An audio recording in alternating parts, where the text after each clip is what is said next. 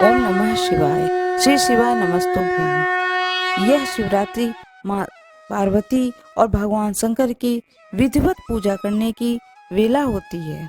बहुत ही सुंदर समय होता है, बहुत ही सुंदर मुहूर्त होता है। शिवरात्रि पर काफी शुभ योग बन रहे हैं। ऐसे में शिवरात्रि के इस व्रत कथा का पाठ जरूर करना चाहिए या सुनना चाहिए। हिंदू पंचांग के अनुसार हर मास के कृष्ण पक्ष की चतुर्दशी तिथि में शिवरात्रि पड़ती है। ऐसे में हर साल कुल 12 शिवरात्रि पड़ती है, जिसमें हर का अपना एक अलग महत्व होता है। इस खास मौके पर भगवान शिव के साथ साथ माँ पार्वती की भी विधिवत पूजा की जाती है। मान्यता है कि आज पूजा करने के साथ इस व्रत कथा का पाठ भी जरूर करना चाहिए या सुनना चाहिए। इसके करने से भगवान भोलेनाथ प्रसन्न होते हैं और घर में सुख समृद्धि बढ़ती है। अब मैं आपको शिवरात्रि की कथा सुनाने जा रही हूँ। अपने दाहिने हाथ में फूल और अक्षत ले लें। कथा पूर्ण हो जाने पर वह अक्षत और फूल भगवान शिव को समर्पित कर दें। शिव पुराण के अनुसार एक समय में चित्रभानु नाम का एक शिकारी था। वह शिकार कर अपने घर चलाता था। शिकारी के ऊपर साहूकार का काफी कर्जा था। वह कर्ज नहीं चुका पा रहा था। इसी के चलते साहूकार ने उसे बंदी बना लिया था। एक दिन शिवरात्रि के दिन उसने दिन भर शिव का स्मरण किया और उपवास किया। ऐसे ही पूरा दिन गुजर गया। शाम को साहूकार ने चित्रभानु को एक दिन का समय दिया था कर्ज चुकाने के लिए और उसे छोड़ दिया। कर्ज चुकाने के लिए चित्रभानु पूरा दिन बिना कुछ खाए पिए जंगल में शिकार ढूंढने लगा। ऐसे ही शाम निकल गई और रात हो गई। इसके बाद वो रात बीतने के इंतजार में बेल के पेड़ पर चढ़ गया। इसी पेड़ के नीचे शिवलिंग था। बिना जाने शिकारी बेल पत्र तोड़कर नीचे की तरफ गिरा रहा था, जो कि संयोगवश शिवलिंग पर गिर रहे थे। इससे उसका व्रत पूरा हो गया। इसके बाद चित्रभानु को तालाब के किनारे एक गर्भिणी हिरणी दिखाई दी, जो पानी पीने के लिए आई थी। उसका शिकार करने के लिए उसने धनुष बाण निकाला था। उस हिरणी ने चित्रभानु को देख लिया। इस पर उसने शिकारी से कहा कि उसके प्रसव का समय है, तुम 2 जीव की हत्या करोगे, यह ठीक नहीं है। हिरणी ने शिकारी से वादा किया कि जब उसका बच्चा इस दुनिया में आ जाएगा तब वह खुद आएगी, तब वह उसका शिकार कर सकता है, लेकिन अभी उसे जाने दो। शिकारी ने उसकी बात मान ली और उसे जाने दिया। इसके बाद वह प्रत्यंचा चढ़ाने तथा ढीली करते समय कुछ शिवलिंग पर कुछ और बेलपत्र गिर गए। ऐसे में चित्रभानु से अनजाने में ही शिव की प्रथम प्रहर की पूजा भी हो गई। कुछ समय बीता। शिकारी को एक और हिरणी दिखाई। वह वहां से जा रही थी। उसे देखकर शिकारी बहुत खुश हुआ, शिकार करने के लिए तैयार हो गया। हिरणी ने उसे निवेदन किया कि वह कुछ देर पहले ही ऋतु से निवृत्त हुई है। मैं अपने प्रिय को ढूंढ रही हूँ। मैं एक कामातुर विरहिणी हूँ। जैसे ही मुझे मेरा पति मिल जाएगा वैसे ही मैं आ जाऊंगी।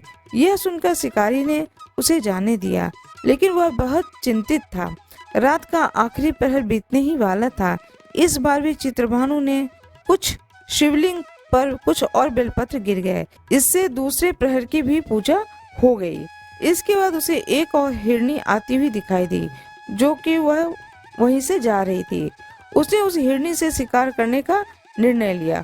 उसने शिकारी से कहा कि मेरे बच्चे मेरे साथ हैं, मैं इन बच्चों को इनके पिता के पास छोड़कर आती हूँ, इस समय मुझे जाने दो। शिकारी ने कहा कि वो इससे पहले भी 2 हिरणियों को छोड़कर देख चुका है, वह इस बार इस हिरणी को नहीं छोड़ेगा। इस पर हिरणी ने कहा कि वह उसका विश्वास करे, मैं लौटने की प्रतिज्ञा लेती हूँ। इन सब में शिकारी की शिवरात्रि की पूजा हो चुकी थी और सुबह हो चुकी थी। उपवास की पूजा भी हो गई थी। अब शिकारी को एक हिरण दिखा। उसने निश्चय किया कि वो उसका शिकार जरूर करेगा। चित्रभानु ने प्रत्यंचा चढ़ा ली। इस पर हिरण ने कहा कि अगर उससे पहले आई 3 हिरनियों और उनके बच्चों का शिकार उसने किया हो तो उसका भी शिकार कर ले, जिससे उसे उसके वियोग में दुखी न होना पड़े। लेकिन अगर उन्हें जीवन दान दिया है तो उसे भी छोड़ दें। जब वो उन सभी से मिल लेगा तो वो आ जाएगा। यह सुनकर शिकारी ने उस हिरण को रात भर का घटनाक्रम बताया। तब हिरण ने कहा कि वो तीनों हिरणी उनकी पत्नी है।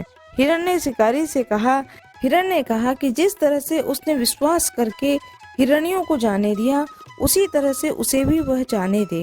वह जल्द ही पूरे परिवार के साथ शिकारी के सामने हाजिर हो जाएगा। चित्रभानु ने उस पर भी विश्वास किया और उसे जाने दिया। उसका मन निर्मल हो चुका था, क्योंकि वो शिवरात्रि का व्रत पूरा कर चुका था। उसके अंदर की भक्ति की भावना आ चुकी थी। कुछ समय बाद वह हिरण अपने परिवार के साथ शिकारी के सामने हाजिर हो गया। उसकी सत्यता, सात्विकता एवं प्रेम भावना को देखकर शिकारी को बेहद आत्मग्लानि हुई। इस भाव में उसने जीवों को जीवन दान दे दिया। व्रत पूरा करने से चित्रभानु को मोक्ष मिल गया। उसकी मृत्यु के बाद उस शिकारी को शिवगण अपने साथ शिवलोक ले गए। हर हर महादेव। आपके हाथ में जो चावल और फूल है उसे भगवान शिवलिंग पर चढ़ा दें। भगवान शंकर की स्तुति करें। जो भी स्तुति आपको आती हो, यह मैं हर वीडियो में बताती हूँ, फिर मैं बता रही हूँ। स्तुति करें। कर्पूर गौरम करुणावतारम जरूर पढ़ें। स्तुति करने के बाद भगवान की आरती करें, भगवान शंकर की आरती करें। आरती करने के बाद में पूरे परिवार आरती लें, प्रसाद लें, सुखपूर्वक इस कथा को श्रवण करें, इस कथा का रसपान करें।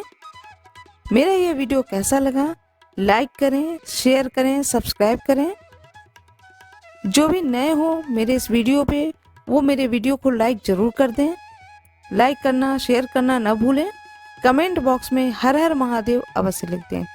आज मैं एक बात आप लोगों से कहना चाहती हूँ।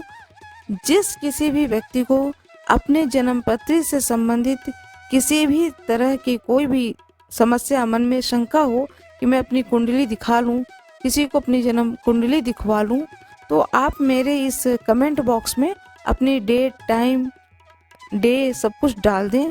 साथ में आप अपना मोबाइल नंबर डाल दें। वैसे इसमें व्हाट्सएप नंबर भी रहता है, आप चाहें तो व्हाट्सएप पे भेज दें। Free of cost. मैं जन्मपत्री देखने के एक भी पैसे नहीं लूँगी। आप कांटेक्ट करें मुझसे। जो भी आपकी समस्या होगी, उस समस्या का निदान बताने की मैं पूरी कोशिश करूँगी, जिससे कि आपकी समस्याओं का समाधान आपको मिल सके। आपकी जन्मपत्री को देख करके जहाँ कहीं भी आप रह रहे हो, आपकी पत्री के अनुसार, जरूरत के अनुसार आपको कौन सा नग पहनना चाहिए, किस मंत्र का जाप करना चाहिए, किस देवी देवता की आराधना करनी चाहिए, किस समस्या से आप ग्रसित हैं। बहुत सारी चीज़ें छोटी छोटी होती हैं, बहुत छोटी छोटी चीज़ें होती हैं जिनकी जानकारी कई बार होते हुए भी भूल जाता है व्यक्ति। तो वह सारी जानकारी मैं आपको दे सकती हूँ। जो कोई भी मेरे इस चैनल पर नए आए हों, वह चैनल को सब्सक्राइब करें।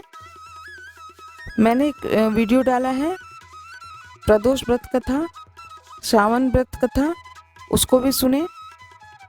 वीडियो को लाइक करें। जो मेरे वीडियो पे नए हों वो वीडियो को लाइक करें, शेयर करें, सब्सक्राइब करें। कमेंट बॉक्स में हर हर महादेव अवश्य लिख दें। धन्यवाद।